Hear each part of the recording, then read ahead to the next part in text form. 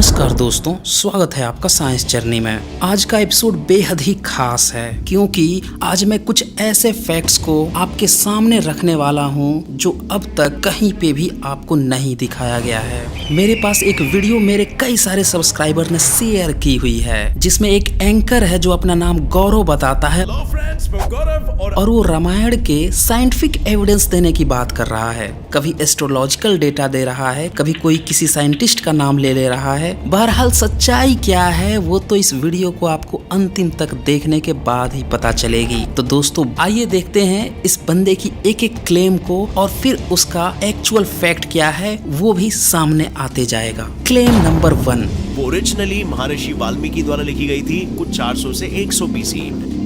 देखिए ये दावा पूरी तरह से गलत है। 400 बीसी से लेकर 100 बीसी के बीच में कोई भी मैन्युस्क्रिप्ट रामायण की या किसी संस्कृत अभिलेख की अभी तक नहीं मिली है। यहाँ तक कि वाल्मीकि नाम का कोई व्यक्ति का जन्म मरण या उसके जीवन काल का भी इस दौरान में कोई जिक्र नहीं मिला है। हाँ, इस दौरान जो सबूतें मिली हैं जैसे अजंता की कैप्स, उसमें बौद्ध जातक कथाओं का वर्णन आया है। वहाँ किसी वाल्मीकि का नहीं लेना देना है बल्कि ये पूरी तरह से बौद्ध मार्गियों का लेना देना है। ये वो दौर था जब लिखने पढ़ने का काम बौद्ध ही किया करते थे। और खास बात तो ये है कि इस 400 बीसी से लेकर 100 बीसी छोड़िए, यहाँ तक कि गुप्त काल पाल वंश तक की भी जो लिपि है उसको डिकोड किया ब्रिटिश काल में अंग्रेजों ने। क्लेम नंबर 2, क्योंकि रामायण और महाभारत दोनों में ही वेदों का जिक्र है, जिससे ये साबित होता है ये दोनों ही कहानियां वेदों के बाद लिखी गई थी, यानी 1200 से 400 बीसी के बाद। और फिर हम ये भी देखते हैं कि महाभारत के आखिर के कुछ चैप्टर्स में रामायण का जिक्र है। इसका मतलब ये हो जाता है कि रामायण महाभारत से पहले लिखी गई थी, यानी 100 बीसी से 400 एडी के टाइमलाइन से पहले।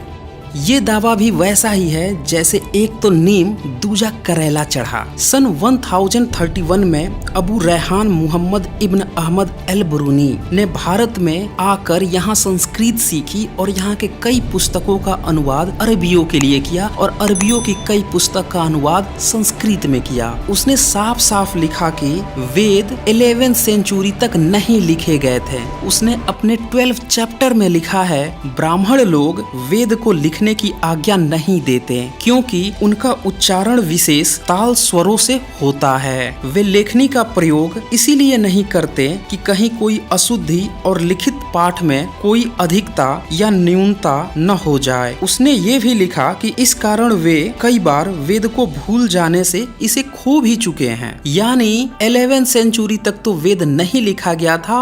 अब गौरव की बात ये मान लिया जाए कि रामायण और महाभारत वेद के बाद ही लिखे गए हैं तो ये बात भी सही हो जाती है कि 11वीं सेंचुरी के बाद ही लिखे गए हैं रामायण और महाभारत। यही नहीं, अल बरूनी ने 11वीं सदी में महाभारत शब्द का इस्तेमाल ही नहीं किया, उसने भारत शब्द का इस्तेमाल किया। और जब आप महाभारत की आदि पर्व पढ़ें तो वहाँ से आपको साफ साफ पता चल जाएगा कि भारत नामक ग्रंथ में 24,000 श्लोक होते थे और उसके बाद महाभारत बना जिसमें 1 लाख से ज्यादा श्लोक हुए। यानी 11वीं सेंचुरी तक तो महाभारत भी नहीं लिखा गया था। लिपि और भाषा के आधार पर देखें तो रामायण और महाभारत या वेद जिन लिपि में लिखा गया है वह है देवनागरी लिपि और ये पिछले 700 ईयर्स 800 ईयर्स के दौरान ही विकसित हुई है। उससे पहले धम्म लिपि चलती थी और धम्म लिपि में बौद्ध और जैन ही अपनी लिखावट लिखते थे। कुल मिलाकर गौरव ठाकुर का यह दावा कि रामायण महाभारत से पुराना है ये भी उतना सटीक नहीं है क्योंकि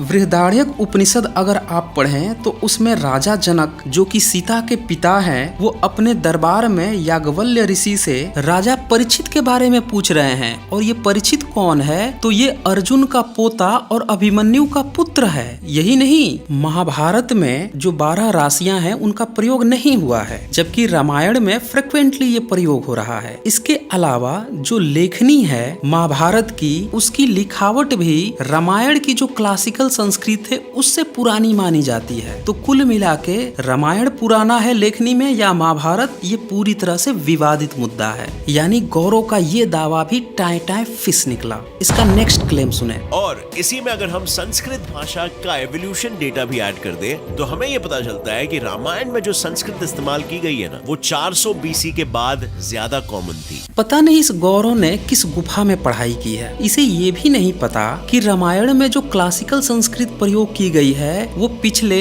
700-800 ईयर्स के अंदर ही लिखी जानी पॉसिबल हुई है, क्योंकि ऐसे कई सारे स्वर हैं वो धम्म लिपि में पाए ही नहीं जाते थे। जैसे ओ, ए, अह, ये सारे स्वर काफी बाद में आए हैं और देवनागरी लिपि में ये फ्रिक्वेंटली प्रयोग होते हैं, जिसमें रामायण को लिखा जाना पॉसिबल हो सका। ऐसे में 400 BC में ये कौन सी रामायण कहां से लिख दी गई? अब इनका नेक्स्ट क्लेम सुने। अलग अलग गुरुओं ने इसके कई सारे वर्जन्स बनाए ताकि लॉर्ड राम की ये कहानी सभी सामान्य लोगों तक पहुंच सके और वो इससे कुछ इंपॉर्टेंट लाइफ लेसन्स सीख सके।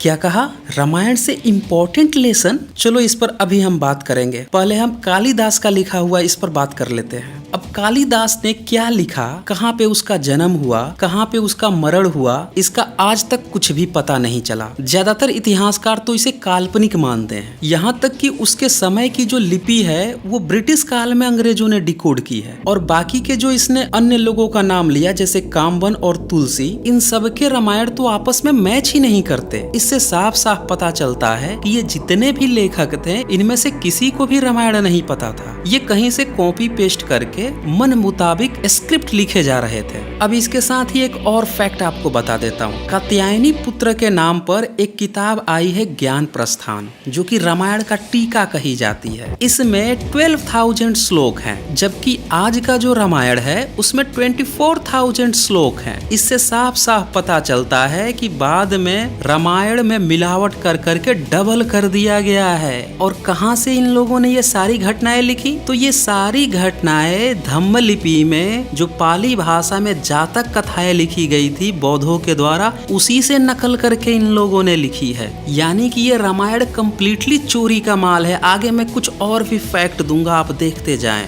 अब आते हैं इनकी मोरल शिक्षाओं पे, जो ये गौरव बता रहा था। इसका ये क्लेम सुने। For example, unity is strength. Lakshman Ram के सौतेले भाई थे, लेकिन फिर भी दोनों में इतना प्यार था कि उन्होंने वनवास भी साथ में झेला। क्या यूनिटी स्ट्रेंथ? राम ने लक्ष्मण के साथ ये कौन सी यूनिटी स्ट्रेंथ निभा दी? अरे लक्ष्मण की नई नवेली शादी हुई थी, उसकी नई नवेली दुल्हन थी, उसे 14 साल तक घर में छोड़वा दिया। ये यूनिटी स्ट्रेंथ थी। अपने सौतेले भाई का हक छीन लिया, उसकी वाइफ का हक छीन लिया, और ये गौरव बता रहा है कि ये साथ निभा रहे थे। इसने शूद्र संभुक है उनका गला काट दिया इस बात पर कि अगर शूद्र ज्ञान लेने लगे तो ब्राह्मणों के बच्चे मरने लगते हैं। ये मोरालिटी थी। दरअसल गौरव ने रामायण कभी पढ़ा ही नहीं है। अगर पढ़ा होता तब इसे पता होता कि राम ब्राह्मणवादी घटिया मानसिकता का पोषक तत्व का एक किरदार है। अब इसका अगला क्लेम सुने। इक्वालिटी। भगवान राम एक वानर सेना लेके निकले थे। इसी से ये साबित हो जाता है कि वो किसी भी जीव को अपने से कम नहीं समझते थे। अरे राम वानर सेना को इक्वालिटी दिखाने के लिए नहीं लेकर निकला था, ये उसकी मजबूरी थी। जब उसने बाली को छुपकर मार दिया तब उसने राजगद्दी सुग्रीम को सौंप दी, और फिर सुग्रीम अपनी रानियों के साथ व्यस्त था। तब लक्ष्मण आग बबूला होकर जान से मारने के लिए सुग्रीम के पास पहुंच गया। आप वाल्मीकि रामायण के किसी कंधा कांड के सर्ग 30 से 31 देख लीजिए। श्लोक 4 में लक्ष्मण खुद कहता है कि मेरे क्रोध का वेग बढ़ा हुआ है, मैं इसे रोक नहीं सकता। असत्यवादी सुग्रीम को आज ही मार डालता हूँ। अब बाली कुमार अंगद ही राजा होकर प्रधान वानर वीरों के साथ राजकुमारी सीता की खोज करे। सीधी सी बात है कि राम लक्ष्मण की मजबूरी थी वानर सेना को लेकर जाना, न कि इक्वालिटी का मैसेज देना। अब इसका अगला क्लेम सुने। Pride leads to loss of intelligence. अब इस क्लेम में गौरव कहना क्या चाहता है? 2 टुक शब्द बोल के भाग गया। दरअसल इसे पता था अगर यहाँ पे इसने कुछ एक्सप्लेन किया तो इसकी पूरी पोल खुल जानी है। दरअसल ये प्रसंग में राम स्त्रियों को लेकर बेहद ही घृणित मानसिकता का इंसान है। उसके पास सुपर्णखा नाम की एक औरत आती है जो कि उसे प्रपोज करती है, तो वो उससे झूठ बोलकर लक्ष्मण के पास भेज देता है। वो जान रहा है कि लक्ष्मण शादीशुदा है, फिर भी झूठ बोलकर भेजता है उसके पास। आप वाल्मीकि रामायण के अरण्य कांड के 3 और 4 श्लोक देख लीजिए। इसमें राम क्या कह रहा है? ये मेरे छोटे भाई श्रीमान लक्ष्मण बड़े शीलवान, देखने में प्रिय लगने वाले और बल पराक्रम से संपन्न हैं। इनके साथ स्त्री नहीं है। ये अपूर्व गुणों से संपन्न हैं। ये तरुण तो हैं ही, इनका रूप भी देखने में बड़ा मनोरम है। अतः इन्हें भार्या यानी पत्नी की चाह होगी तो ये ही तुम्हारे इस सुंदर रूप के योग्य पति होंगे। इस तरह झूठ बोल के सुपर्णखा को लक्ष्मण के पास भेजता है और लक्ष्मण उसका नाक और कान काट देता है। आज भी आपने देखा होगा कि ये ब्राह्मणवादी मानसिकता के लोग सुंदर लड़कियों के चेहरे पर तेजाब फेंक देते हैं। ये सीख इन्हें इसी राम और लक्ष्मण से मिलती है। दरअसल ये पूरे की पूरी ब्राह्मणवादी घटिया मानसिकता की सोच है और गौरव बता रहा है हम रामायण से कुछ अच्छा सीख ले रहे हैं। अब इसका अगला क्लेम सुने। सबूत नंबर 1, भगवान राम की जन्म तारीख है 10 जनवरी 5114 बीसी। श्री राम चैत्र महीने के 9th तिथि पर पैदा हुए थे। वो भी दिन के वक्त, और उस वक्त अलग अलग प्लैनेट्स, स्टार्स और कॉन्स्टेलेशंस की क्या पोजीशंस थी, ये महर्षि वाल्मीकि ने रामायण के पहले कांड के 18th चैप्टर में मेंशन की है। ये है इसका मेन क्लेम जिसको मैं पूरी तरह से डिबंक करने वाला हूँ। दरअसल ये जिस प्लेनेटेरियम सॉफ्टवेयर की बात कर रहा है उसमें एक बहुत बड़ा लूप होल है। उसके बारे में ये लोग चर्चा नहीं करते हैं, लेकिन मैं आपको बताऊंगा कि उसमें क्या लूप होल है। इसने जन्म तिथि बताई 10 जनवरी 5114 बीसी, लेकिन वाल्मीकि रामायण अगर आप पढ़ें तो उसमें साफ साफ लिखा हुआ है चैत्य शुक्ल। वहाँ पे चैत्य और शुक्ल की बात आ रही है, और आप जानते हैं कि जो चैत्य शब्द है वो शक संवत का चैत्य महीना है, और शक संवत आया है 78 एडी से, जो बौद्ध सम्राट कनिष्क के द्वारा इंट्रोड्यूस किया गया था। यानी कि ये किताब शक संवत आने के बाद ही लिखी गई है। बाद में विक्रम संवत 9वीं और 10वीं सदी के बाद इसी शक संवत से कॉपी करके बनाया गया। हालांकि उसकी कैलकुलेशन ईसा से भी 58 ईयर्स पहले से होती है, लेकिन जो एविडेंस है वो साफ साफ ये बताते हैं कि वो 9 से 10 सेंचुरी के बाद ही बनाया गया। आप लोग डिटेल से वीडियो 148, 149 साइंस जर्नी पर देख सकते हैं। उसमें पूरा कैलेंडर का इतिहास आपको समझ में आ जाएगा। अब नेक्स्ट पॉइंट इसका देखिए। ये जो प्लेनेटेरियम सॉफ्टवेयर की बात हो रही थी, एक वेबसाइट है vedicm.com, इसने दावा किया है। अब उसने क्या दावा किया है वो मैं पढ़ के ही आपको सुना देता हूँ। जिस प्लेनेटेरियम गोल्ड सॉफ्टवेयर का प्रयोग किया गया है वह वास्तव में ईसा पूर्व 3000 से पहले का सही ग्रह गणित करने में सक्षम नहीं है। वस्तुतः 2013 ईस्वी, ये देखिए क्या लिख रहा है, वस्तुतः 2013 ईस्वी से पहले का ग्रह गणित करने हेतु यह सॉफ्टवेयर सक्षम ही नहीं है। इस गणना द्वारा प्राप्त ग्रह स्थिति में शनि वृश्चिक में था, उच्च तुला में नहीं था, चंद्रमा पुनर्वसु नक्षत्र में न होकर पुष्य के द्वितीय चरण में ही था, तथा तिथि भी अष्टमी थी। अब देखिए इतना बड़ा लूप होल है कि तिथि भी अष्टमी आ रही है, और जो 5 ग्रह उच्च स्थिति में होने चाहिए थे उसमें से एक उच्च स्थिति में भी नहीं है। नक्षत्र भी चेंज है। इसी में आगे लिखा हुआ है कि बाद में अन्य विशेषज्ञ द्वारा इजप्लिड 431 सॉफ्टवेयर द्वारा की गई सही गणना में तिथि तो 9वीं हो जाती है। देखिए अब तिथि अष्टमी से 9वीं कर दी गई एक दूसरे सॉफ्टवेयर के द्वारा, परंतु शनि वृश्चिक में ही आता है। यानी जो शनि ग्रह है वो अभी भी उच्च पे नहीं है, तथा चंद्रमा पुष्य के चतुर्थ चरण में है, यानी चंद्रमा की भी स्थिति गड़बड़ है। अतः 10 जनवरी 5114 ईसा पूर्व की तिथि वस्तुतः श्री राम के जन्म तिथि सिद्ध नहीं हो पाती है। अब देखिए ये वैदिक एम वाले खुद कह रहे हैं कि प्लेनेटेरियम जो सॉफ्टवेयर है वो गलत डेटा दे रहा है, मिसलीडिंग है, उसमें बहुत बड़ा लूप होल है। अब ये मैं भी नहीं कह रहा हूँ, ये ज्योतिष वाले ही खुद कह रहे हैं। तो ये कौन मूर्ख ढपोर संघ है जो एक सॉफ्टवेयर को लेकर राम की एज 10 जनवरी को बता रहा है? और ये 10 जनवरी क्या होता है? 10 जनवरी में चैत महीना आता है। आजकल आप देखें तो चैत महीना हमेशा ही अप्रैल के इर्द गिर्द में आता है। कैलेंडर में भी लूप होल होता है। कुल मिला के इतने बड़े लूप होल के आधार पर इस गेट सेट फ्लाई फैक्ट के एंकर ने कैसे ये दावा ठोक दिया कि राम का जन्म 10 जनवरी 5114 बीसी को हुआ था? है ना ढपोर संघ वाली बात। अब इसका अगला क्लेम सुन लीजिए।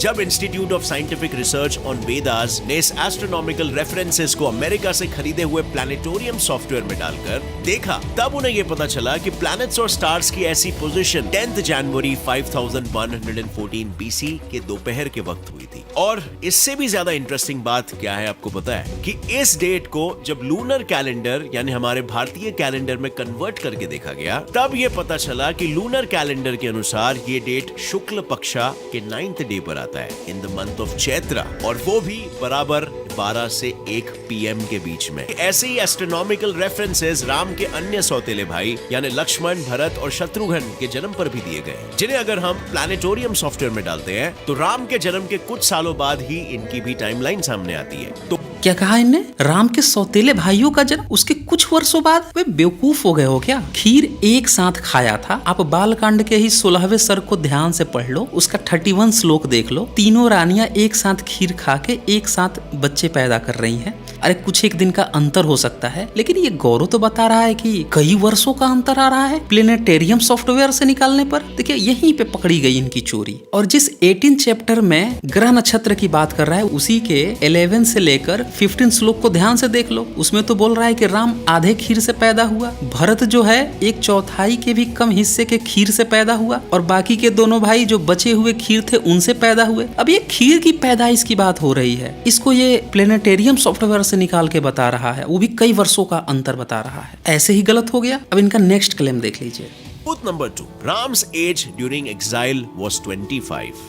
देखिए फिर इस बंदे ने एक बहुत बड़ा गप हाँक दिया कि 25 साल की उम्र में राम वनवास गए थे। ये भी इसको प्लेनेटेरियम सॉफ्टवेयर से पता चला। आगे ये दशरथ का राशि ग्रह नक्षत्र बताने लगता है, जबकि एक बात आप जान लीजिए कि ये जितने भी ग्रह नक्षत्र और राशियां हैं ये गुप्त काल से पहले पाई ही नहीं गई हैं, और गुप्त काल में जिन लोगों के नाम पर बताई जाती हैं उन लोगों के आज तक कोई सबूत नहीं मिले हैं। फिर भी बहरहाल हम एक पल के लिए मान लें कि आर्यभट्ट नाम का कोई बंदा था, वरामिहिर नाम का कोई बंदा था, तो इनके नाम पर ग्रह नक्षत्र की बातें आती हैं। तो क्या इस समय बैठकर रामायण लिखा जा रहा था? और उस समय की जो लिपि है वो तो ब्रिटिश काल तक पढ़ी ही नहीं जा सकी। यानी कि ये कुल मिला के जब देवनागरी लिपि आई है 1000 ईयर्स के अंदर, उस समय लिखी गई है। तो उस समय जो बंदा लिख रहा था, जिसको गुप्त काल की लिपि तक नहीं पढ़ने आ रही थी, वो बंदा आज से लाखों लाखों साल पहले की बात कैसे उसे पता चल गई? कौन सी गप हाँक रहे हो यहाँ पे? एक बात आप क्लियरली जान लीजिए, जब से ग्रीक भारत में आने लगे हैं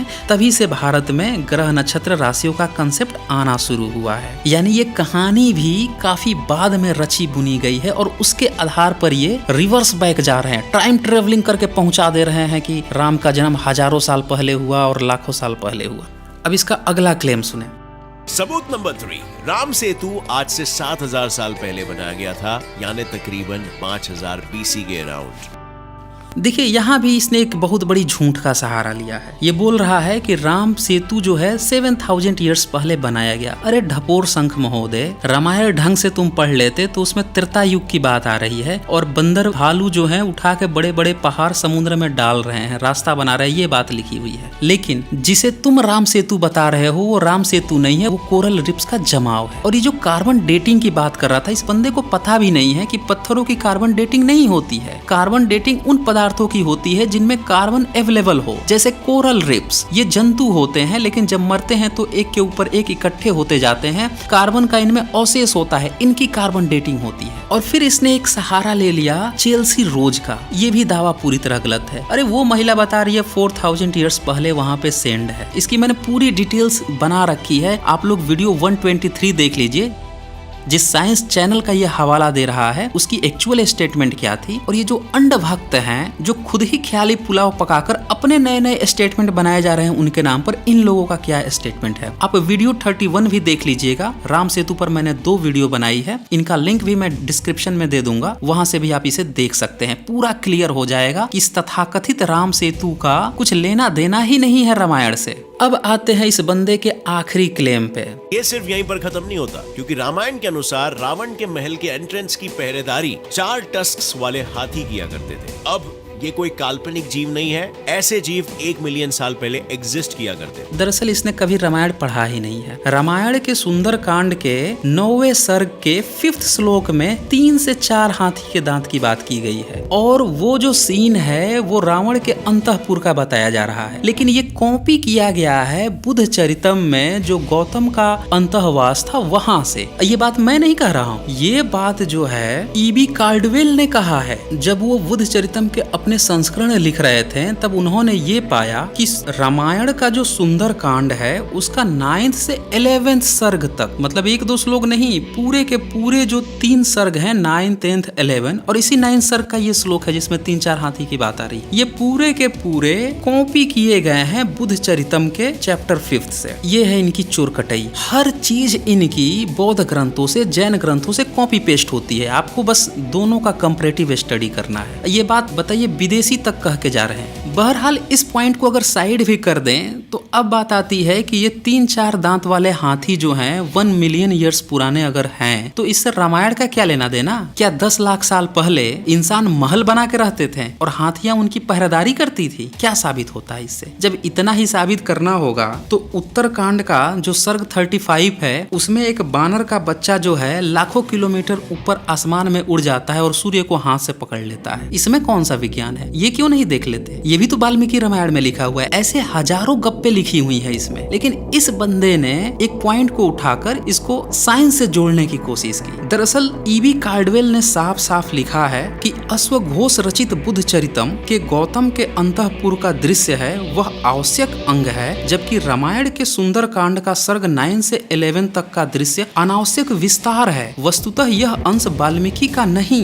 यह अनुकरण यानी कॉपी पेस्ट किसी परवर्ती छेपक लेखक की कृति है। यानी ईवी कार्डवेल कह रहे हैं कि बाद में किसी ने मिला दिया है, और यह हम सभी जानते हैं कि ब्रिटिश काल में ब्राह्मणों ने कैसे अपने ग्रंथों में मिलावट की हुई है। आपने विमान शास्त्र का नाम सुना होगा, कैसे शास्त्री ने 1922 में लिखा किताब और उसे बता दिया कि ये 4000 साल पहले किसी महर्षि भारद्वाज ने लिखी हुई है। इसकी पूरी डिटेल्स उपलब्ध है वीडियो 19 में, वीडियो 15 में आप जाकर देख सकते हैं। कुल मिलाकर गौरव ने जितने भी दावे किए वो सारे के सारे फैक्टलेस थे, उनका साइंस से कुछ लेना देना नहीं था। सारे ब्राह्मणों की ये गप्पे थी जो व्हाट्सएप पे, फेसबुक पे दिन रात प्रचारित की जाती हैं। साथ में मैं ओपन चैलेंज देता हूँ गेट सेट फ्लाई फैक्ट के इस एंकर गौरव ठाकुर को, आकर मुझसे डिबेट कर ले इस रामायण के एस्ट्रोलॉजिकल एविडेंस के ऊपर। तो ये मैसेज उस तक जरूर आप लोग पहुंचा दीजिए। तो दोस्तों आज बस इतना ही, और अगर आप मेरे डिबेट चैनल रेशनल वर्ल्ड को अभी तक सब्सक्राइब नहीं किए हैं तो उसे भी सब्सक्राइब कर लीजिए, क्योंकि वहां पे ऐसे ही ढपोर शंखों से अक्सर डिबेट करते हुए पाया जाता हूं। तो आज बस इतना ही, धन्यवाद।